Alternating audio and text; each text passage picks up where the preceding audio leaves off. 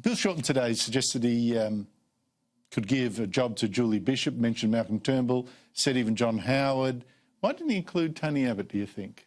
Oh, well, it's very interesting. I think he's just playing political games here, trying to further divide the party. And also... He said we need to make better use of former Prime Ministers. We can do it. Better use of former Prime Minister Tony Abbott. But he's just trying to remind the public that Malcolm Turnbull used to be Prime Minister. That's what all this is about. And Julie Bishop was, pretty highly regarded in the Foreign Affairs portfolio. She wasn't particularly good when she was Shadow Treasurer, nor was she very good at staying on top of her briefings in other portfolios. But most Australians had a positive view of her in that particular portfolio. So he sees this simply as a pragmatic political opportunity to divide the party again. So don't pack your bags for Washington just yet, Julie. Just see what happens after the election. Well, Julie rates higher on recognition than Scott Morrison does at around 77%.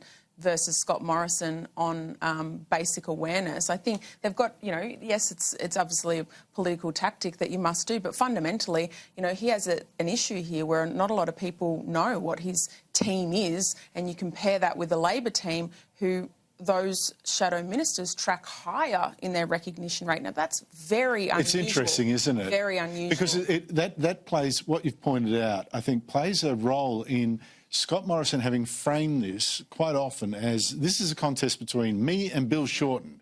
You vote Labor, you get Bill Shorten, but if you vote Liberals, you get me. But if people don't know who the me is much at all, that's a hard ask to put to the public, isn't it?